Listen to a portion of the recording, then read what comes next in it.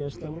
కోర్టుల ద్వారాను ఈ అడుగులు ముందుకు వేసినప్పుడల్లా ప్రజల ఉద్యమ బాట ద్వారాను దీన్ని అడ్డుకునే కార్యక్రమం చివరిదాకా కూడా చేస్తాము, ఖచ్చితంగా చేస్తాము. Because this is a scam.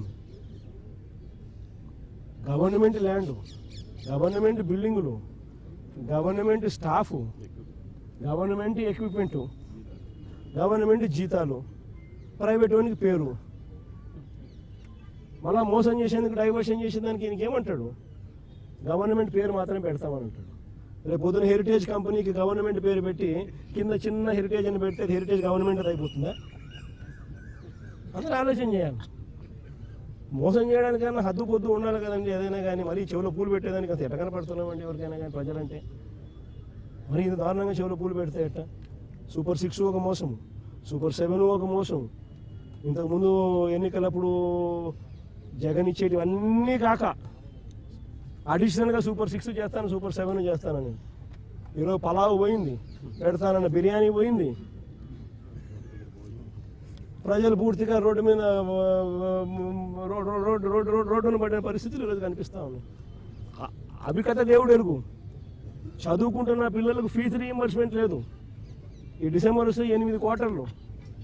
Vidya Deevena లేదు, వసతి దీవెన లేదు. పిల్లలు చదువులు మానేస్తూ ఉన్నారు. జీఆర్ రేషియోస్ తగ్గినాయి. ఆరోగ్యశ్రీ లేదు. నెట్వర్క్ హాస్పిటల్స్కి ఇవ్వాల్సిన బకాయిలు ఇవ్వకపోవడంతో వాళ్ళు బోర్డులు తిప్పేసినారు.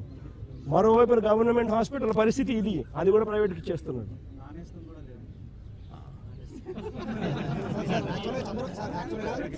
చంద్రబాబు గారు ఒక మాట అన్నారు సార్, 500 కోట్లతో రిషికొండ ప్యాలెస్ కట్టారు, దాంతో 2 మెడికల్ కాలేజ్ కట్టారని చంద్రబాబు గారు ఆరోపణ చేస్తారు. రిషికొండలో నువ్వు చెప్పి హోటల్ రిసార్ట్ కార్యక్రమం ఏదైతే ఉందో 230 కోట్లు 240 కోట్లు, అది ఈ పొద్దు విశాఖపట్నానికి నిజంగా ఆనిముత్యంగా ఉంది.